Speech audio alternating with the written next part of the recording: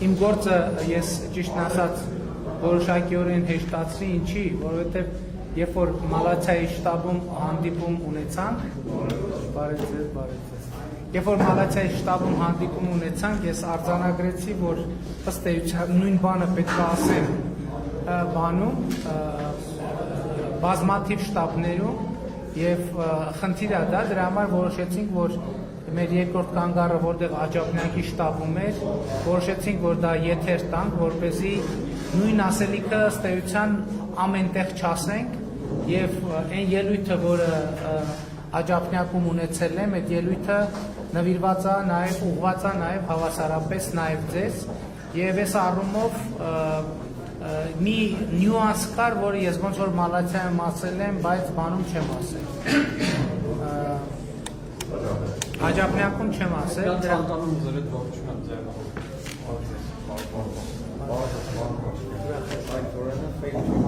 իմացա, ճանաչեցի արդեն։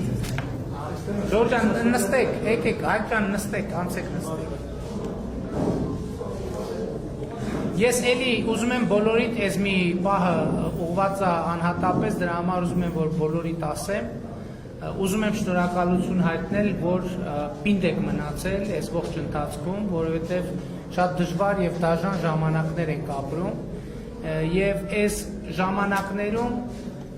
մեզ մեղադրում են ամեն ինչի մեջ, ինչում հնարավոր է մեղադրել։ Ես մալացիայի շտաբում մի նյուանսի անդրադարձա, որ երբ որ ասում են, որ մեր հասցեին ասում են դավաճան, պետք է կանգնեցնել առանց էմոցիաների, առանց նյարդայնանալու։ Ասել շատ լավ, ձևակերպեք ինչու՞մ է դավաճանությունը։ Ինչու՞մ է դավաճանությունը։ Դավաճանությունը այն է, որ 7 շրջանները մերը չեն այլևս։ Սկսած 1995-7 թվականից դուք բոլորդ բանակցել եք 7 շրջանները հանձնելու մասին։ Անվերապահորեն, դա նույնիսկ քննարկման առարկա չի եղել որևէ մեկի կողմից, ոչ Լևոն Տեր-Պետրոսյանի, ոչ Ռոբերտ Քոչարյանի, ոչ էլ Սերժ Սարգսյանի կողմից։ Դավաճանությունը այն է, որ պատերազմա սկսվել։ Բայց 2016 թվականին էլ պատերազմ սկսեց։ Բայց ինչի դավաճանություն չէիք համարում այդ պատերազմը։ Պատերազմից կարելի է խուսափել։ Իհարկե կարելի է խուսափել, եթե բավարարվեր Ադրբեջանի բոլոր պահանջները։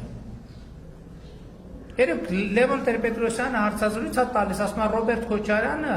ասում է, որ մեր ժամանակ Ադրբեջանն էր միշտ մերժում առաջարկը, լուծման առաջարկները։ Տեր-Պետրոսյանն էլ ասում է, հա պարզ էր, որովհետև Ադրբեջանը հասկանում էր, որ ժամանակը իր օգտին է աշխատում։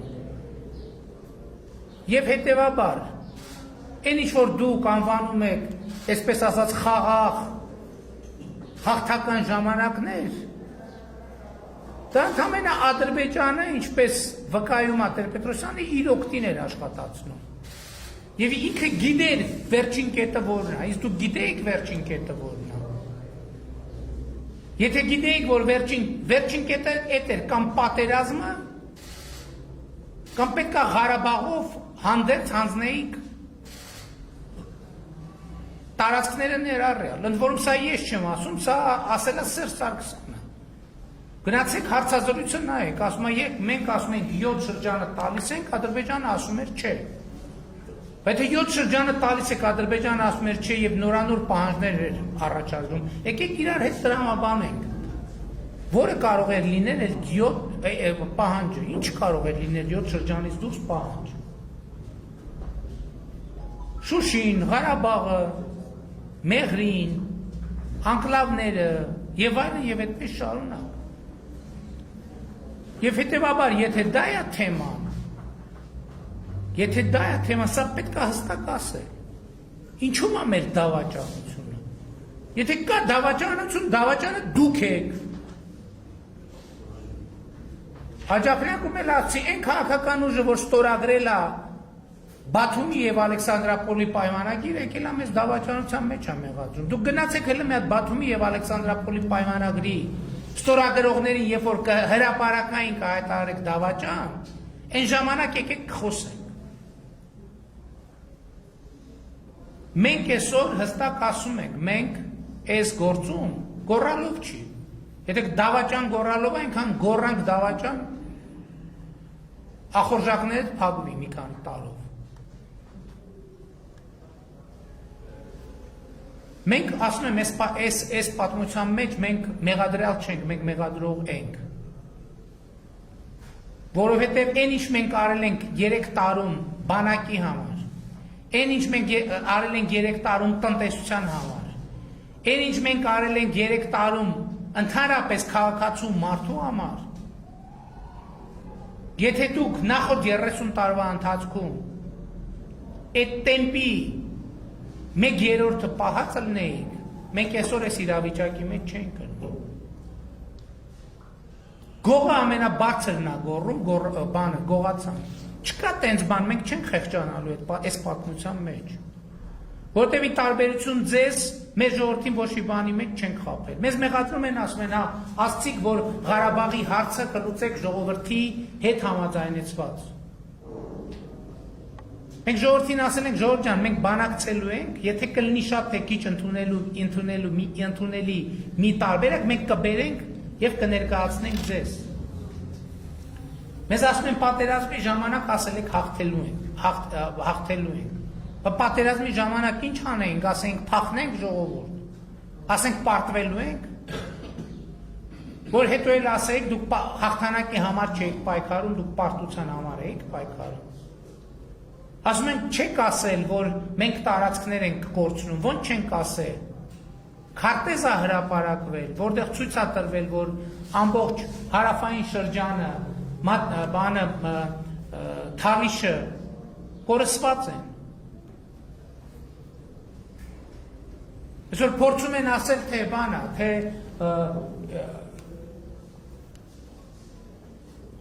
ինչ որ այդ Լելեթեփեի պատմում փորձում են ասել, ասում են, սկզբից բան էր, սկզբից ուզում էին ասեին, որ վարչապետի որդին չի եղել բանում, բանակում, հետո պարզվեց, որ առաջնագծում է եղել, հետո սկսեցին ասել, թե գիտես ինչ ունես մի հատ ճիշտ առաջնագծերում է եղել, բայց մի հատ ապահով տեղում է եղել։ Երբ որ պարզվեց, որ որդուս ընկերը նույն խրամաբջիջի մեջ գտնվող, նույն խրամաբջիջի մեջ, ընդ որում այդ ժամանակ սենց պարկած մարմիններով իրար կպած են եղել։ Զոհվել է, հասկանում եք, ժողովուրդ չի կարել, այդ ականը, այդ արկը որոշեր, որ զոհվողը այդ երկու տղաներից պետքա լինի, այդ տղայի անուն ազգանունը կա, հասցեն կա, հեռախոսի համարը կա։ Հիմա եկել են ասում են 1800 հատ զոհ են տվել, որ վարչապետի որդուն էվակուացնել։ Վարչապետի որդուն ոչ մեկ չի էվակուացրել։ Ոչ մեկ չի էվակուացրել։ Վարչապետի որդին իրան ստորաբաժանումների հետ նահանջել է եւ ինչպես ուրիշները նույն կերպել այլք։ Այստեղ ուրիշ մանրամասներ էլ կան, որ ես հիմա հարկ չեմ համարում նշեմ։ Մեզ մեղադրում են ամեն ինչի մեջ։ Ընդհուպ սատանային ծառայելու մեջ։ Բայց կա մի կարևոր հանգամանք։ Մենք ինչ ենք մինչև այսօր այստեղ եւ կանգնած, որովհետեւ մենք այդ ամեն ինչի մեջ մեղավոր չենք, որովհետեւ եթե մենք լինեինք դա, մենք այսօր խոսելու բարոյական ուժ չէինք ունենալ։ Չենք կարող։ Մենք մարդկանց աչքերի մեջ չենք կարող նայել։ Այսօր մենք շատ բան ենք կորցրել, բայց մենք պահպանել ենք մարդկանց աչքերի մեջ նայելու իրավունքը։ Էլ եմ ասում, այդ հայացքի մեջ շատ մեծ կորուստ կա, այդ հայացքի մեջ տառապանք կա, այդ հայացքի մեջ պարտություն կա, բայց այդ հայացքի մեջ չկա մի բան, որը մեզ կզրկի մարդկանց աչքերի մեջ ուղիղ նայելու իրավունքից։ Ովքեր են այդ դավաճան գոռացողները, երկիրը թալանածները։ Դասում ենք ձեր օրոք պարտություն է եղել, բայց ձեր օրոք հոկտեմբերի 27 է եղել։ Բայց Ռոբերտ Քոչարյան եւ Սերժ Սարգսյան եկեք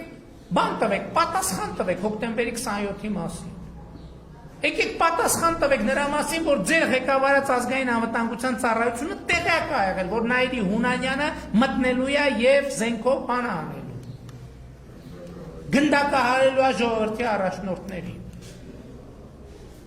Բայց բա պատասխանը ձեզ թվում է թե դուք պատասխան չեք տալու, հոկտեմբերի 27-ի համար պատասխան չեք տալու։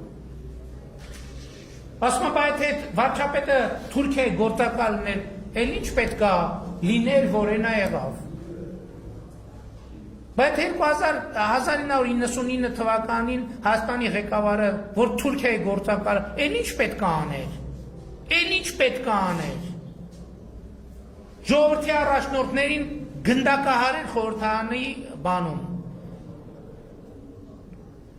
դահլիճում։ Թուրքիայի գործակալի անելիք էլ ինչ պետք է աներ։ Երկիրը թալաներ միլիարդներով հարաբերությունից փողեր դուրս տաներ Եվրոպաներում, չգիտեմ որտեղ, ինչեր ձեռք բերել։ Մարդկանց իրավունքից զրկել։ Սափրագլուխների բանակներով երիտասարդությանը ճնշել։ Երիտասարդներին տանել բանակ եւ կերակրել կներեք արտահայտության անասնակերով։ Բա Թուրքի գործակալը ինչ ուրիշ ինչ պետք է ասել ժողովուրդ, ես Թուրքի գործակալ եմ, հիմա ձեր վարչապետին ու ազգային ժողովի նախագահի հետ բանատեղի ունենալու հոկտեմբերի 27-ին երկիրը թալանվելու է, ձեր զինվորներն էլ բան են լնելու, անասնակեր են ուտելու։ Բա այս ամեն ինչը մի օրում է ստեղծվել։ Բա դուք ինչ եք բանակցել։ Այսօր մեզ ասում են մեղրի։ Որևէ մեկը կարող ասի, որ ես Հայաստանի որևէ մի պաշտոնյայի առաջ հարց եմ դրել, քննարկել, որ մենք մեղրի կամ մեղրի միջանցք պետք է տանք։ Ես ասում եմ, չի եղել, մենք տենց բան չենք քննարկել, չենք քննարկում ու չենք քննարկելու։ Իսկ Ռոբերտ Քոչարյանը անվտանգության խորհրդի նիստ է հրավիրել, դրել է, որ մեղրին պետք է փոխանակենք, տանք Ադրբեջանի։ Այդ նշանակում է, որ Հայաստանը ոչ միայն մեկ ցամաքային սահման են ունենալու, նաև մեկ օդային սահման են ունենալու, որով կկարողանար որոշակի գործունեություն ծավալել։ Բա պատասխան տվեք, բա այդ ոնց է եղել, որ անվտանգության խորհրդի նիստ եղել է, Կարեն Դեմիրճյանն ու Վազգեն Սարգսյանը դեմ են արտահայտվել, դրանից հետո էլ Վազգեն Սարգսյանը գնացել է Մեղրիում հայտարարություն արել, ասել է մեղրին պայթելու է Երևանի կենտրոնում, դրանից հետո ինչ-որ մեկը մտել է խորհրդարանում գնդակահարել է Վազգեն Սարգսյանի եւ Կարեն Դեմիրճյանի։ Այդ դուք եք մեզ ասում դավաճաններ։ Այդ դուք եք Թուրքիայի գործակալի ակնարկանում։ Այս պատմության մեջ էլի ստացվեց, որ նույնը կրկնեցի մի քիչ ուրիշ տրամաբանությամբ, այս պատմության մեջ մենք ամբաստանյալ չենք, մենք մեղադրող ենք։ Եվ մենք այսօր ասում ենք, այո, այսօր, հենց այսօր, նաև Հայաստանում ազգային ազատագրական պայքար է տեղի ունենում, որովհետև խաղասեղանին է դրված մեր պետականությունը, մեր ինքնիշխանությունը, մեր անկախությունը, մեր քաղաքացիությունը։ Եվ մենք այս գծից չենք նահանջելու, ժողովուրդ։ Մենք կանգնելու ենք ամուր։ Որովհետև այո, մենք ժողովրդին տալու ենք հաղթելու հնարավորություն, դա մերն է, որովհետև եթե մենք չլնենք, այդ նշանակում է ժողովուրդը չունի հաղթելու հնարավորություն։ Այդ նշանակում է, որ ժողովուրդը պիտի ընտրի թարմ, պակաս թարմ եւ հին ավելի հին փդած համակարգերի միջև։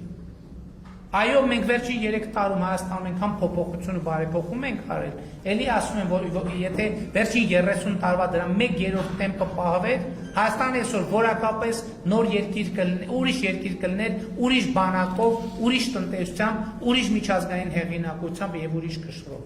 Եվ մենք այս ճանապարհով գնալու ենք։ Եվ ուզում եմ նաեւ անդրադառնալ ընթացիկ սահմանային իրադրությանը։ Այո, մենք հստակ քաղաքական որոշում ունենք, որ մենք գնալու ենք այստեղ, թույլ չենք տալու պատերազմներ եւ չենք գնալու սրացումների եւ լուծելու ենք խաղաղ դիվանագիտական ճանապարհով։ Եվ երեք առաջարկ արել եմ, որը մտնում է մեր տրամաբանության մեջ։ Ինչ ենք մենք ասում։ Մենք ասում ենք սահմանագծից 2 զորքերը հետ են քաշվում, միջազգային դիտորդներ են գալիս, կանգնում եւ միջազգային հովանու ներքո մենք իրականացնում ենք սահմանագծում։ ասում են մեզ սահմանագծում դեմարկացիա պետք չի։ Սահմանը 21-րդ դարում այնա նույնն է, ինչ որ ենթադրենք միջնադարում եւ դրանից առաջ Պարիսպներ։ Ոնց որ ասեմ, Պարիս պետք չի։ Չի կարող լինել այդպիսի բան, որ մենք այո պետք է ունենանք գծանշված, արձանագրված, պայմանագրերով հիմնավորված պետական սահման, որը Պարիսն է։ Այո, կան տեղեր, հատվածներ, որտեղ շատ դժվար է եւ նույնիսկ անհնար է սահմանները շատ երկար պետք է աշխատել։ Դա չի նշանակում, որ մենք երբ որ ասենք դեմարկացիա, դելիմիտացիա, 2 օրում սենց գծեցինք ինչ որ ձևով ու ավարտեցինք։ Ոչ ամենևին։ Ես այդ անդրադարձել եմ իմ ելույթներում եւ այնպես որ այդ թեմաներից պետք է չվախենալ, պետք է հստակ վստահ գնալ առաջ ժողովուրդ եւ էլի ասում եմ, ինչքան պետք լինենք մենք Հայաստանի քաղաքացիների, մենք այնքան հստակ կանգնելու ենք այդ քաղաքացիների պաշտպանության դիրքերում։ Այսքանը շնորհակալ։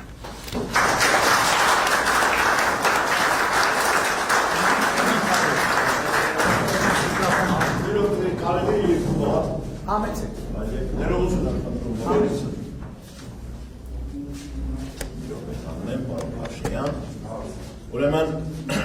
պարոն Փաշինյան, ներկայանամ, Աբրոմ Երեմյան, ես ձեզ առաջին անգամ հանդիպել եմ 99 թվականի մարտի 26-ին, խմբագրությունում, այն ժամանակ դուք ավելի երիտասարդ էիք, ես էլ ջահել էի, հիմա փոխվել եմ, ասած ինչ է, ես ձեզ բարևներ եմ փոխանցում սահմանագծից, իմ տղա զինվորական է փոխգնդապետ, մասնակցել է բոլոր պատերազմի բոլոր օրերին եւ առանց զոհի իր զորքը հետևել, քաշել մինչև պատերազմի ավարտը։ Իր եւ իր ընկերները խնդրեցին ձեզ մեծագույն բարևներ եւ բարեմաղթանքներ եւ հաջողություններ ցանկալ եւ ասեցին մենք ձեր կողքին ենք։ Այդ մեկը։ Երկրորդը, պարոն Փաշինյան, ուրեմն ես այն մարդկանց մեկն եմ, որ անգիր, լավ անգիր չէ, գոնե տիրապետում եմ մեր հայոց նորագույն պատմությունը օրերով, ամսացներով, ժամերով։ Գիտեմ բոլորին, տիրապետում եմ բոլորի ելույթներին, բոլորի մտքերին։ Ուրեմն ես ինքս այս ֆիզիկական կարգավիճակով մի փոքր մինի այսպես գրասենյակ էլ բացել եմ իմ բակում, իմ բեսեդկայում բակի եւ ամեն ժամ, ամեն օր պրոպագանդում եմ ձեզ եւ ձեր թիմին, մեր թիմին։ Ուրեմն մի այսպես հուզիչ բան ասեմ, հարգելի ժողովուրդ, շատ լսեք։ Երեք երեկոյան ինձ զանգեցրել Մարտունու Արծվանից գյուղից զոհված փոխգնդապետի մայրը, Կարեն Սիմոնյանի մայրը, Կարինեն, Տիկին Կարինեն, որը ձեր պարզապես երկրպագուներից մեկն է։ Եվ ինձ խնդրում է, ասում է, Ատոմ ջան, ուղղակի խնդրում եմ, իմ կնոջս քույրն է ինքը։ Ասում է, խնդրում եմ, ասում է, մեր գյուղում Քոչարյանի մյուսի մարդիկ եկել են, խաղեր են տալիս, գյուղական բարբառով ասեմ, էլի։ Խնդրում եմ, ասում է, քո հեղինակությունը փորձի մեր գյուղի վրա եւ կանխի հանկարծ մեր գյուղից նրան ձայն չտանեն ու եթե հանդիպես պարոն Փաշինյանին ինչ որ առիթով ես գիտեի որ այսօր ձեր այդ հանդիպումը կա պարզապես ակնկալում էի որ մի օր մենք հանդիպենք Դավիթ Հաշինին ասում եմ խնդրում եմ իրեն փոխանցեք որ մենք բոլորս պատրաստ ենք եւ կանգնած ենք իր կողքին փոխանցում եմ այդ բարևները այդ ողջույնները ձեզ Եվ ես ասում եմ հաջողություն եմ ձեզ ամենայն բարիք, ամենայն հաջողություն Շնորհակալ եմ Այսօրվա հանդիպումը տենց ճիշտ է Աստիկ չգիտեինք, տենց չնախատեսվող Առավոտ ինձ ի պատիվ մեր քաղաքապետի ինքն էին զանգվել տուն եւ ասել է ջաջակում արի որ պարոն Փաշինյանը գալու է արի որ հանդիպես երկու բառ ասես Շնորհակալություն բոլորից է Շնորհակալ Ես ուզում եմ մի բան ասեմ, երբ որ ես ասացի, որ սահմանային իրավիճակը մենք հաղթահարելու ենք խաղաղ եղանակով, խաղաղ ճանապարհով, ես երեք գիտեք գնացել էի կուտ եւ այնտեղ շփվել եմ նաեւ մեր զինվորների եւ զինվորականների հետ, ովքեր բնականաբար պատրաստ են իրենց առաջ դրված ցանկացած խնդիր կատարել, բայց ես նաեւ ուզում եմ ասել, որ մեր զինվորականների հետ քննարկել եմ տեղում կանգնած մեր զինվորականների հետ քննարկել եմ եւ Իմ պատկերացումն եմ ձևակերպել, որը երեկոյան արդեն ես հրապարակեցի, եւ նրանք հստակ ասել են, պարոն վարչապետ, մենք կանգնած ենք այդ դիրքորոշման կողմից, եթե ինչ խնդիր կդնենք մենք կլուծենք, բայց Մենք պաշտպանում ենք նաև ձեր այն դիրքորոշումը, որ մենք գնանք քաղաքական դիվանագիտական ճանապարհներով լուծենք, այնպես որ նաև մեր զինվորականների հետ այդ հարցը քննարկված եւ այս նրբության մեջ էլ կարեւոր եմ համարում, որ որևէ տարընթերցում չլինի։ Դուք էլ կբարևեք ձեր գործում։ Գիտեք, ուղղակի այսպես ասած իմ պատկերացումը ձեր այս քարոզարշավի հետ կապված։ Գիտեք, այստեղ ովքեր հավաքվել են, այն մարդիկ են, ովքեր իսկապես ձեզ հավատում են։ Ոչ մեկը չի եկել ուժով, համոզելով, բոլորը եկել են, որովհետև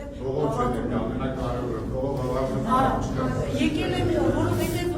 համոզված են, որ շատ շատերը իրենց վրա անմիջականորեն զգացել են այդ փոփոխությունները, ինչի մասին դուք ասում եք։ Անձամբ ես օրինակ 3 երեխա ունեի արտասահմանում սովորած, մեկ արդեն եկել է ի գործով եւ պարոն Պապիկյանի նախարարությունում է աշխատում, այնպես որ մենք այսինքն մենք բոլորս ձեզ գիտենք, այդ ամեն ինչ դուք ասեցիք, մենք հասկանում ենք։ Օրինակ անձամբ ես ավելի շատ կուզեի, որ դուք խոսեիք այն ամեն ինչի մասին, ինչ որ մեզ սպասվում է։ Այսինքն ընտրությունների հետ կապված, որովհետև այն մթնոլորտը, որ ուզում են ստեղծել, այդ մթնոլորտն է դառնում ապաների։ Ավելի շատ մենք այդ խոսքն ենք ուզում, որպեսզի մենք հավատանք։ Մենք հավատում ենք, շատ շատերը, բոլորս եւ ովքեր կգան ձեզ դիմավորելու, բոլորը հավատում են ձեզ, սիրում են ձեզ։ Եկեք սենց արենք, հաջորդ շտաբում եթերով կհետևեք, ես հաջորդ շտաբում ուրեմն խոսեմ ձեր առաջարկած թեմայի։ Մեզ շատ Եղա,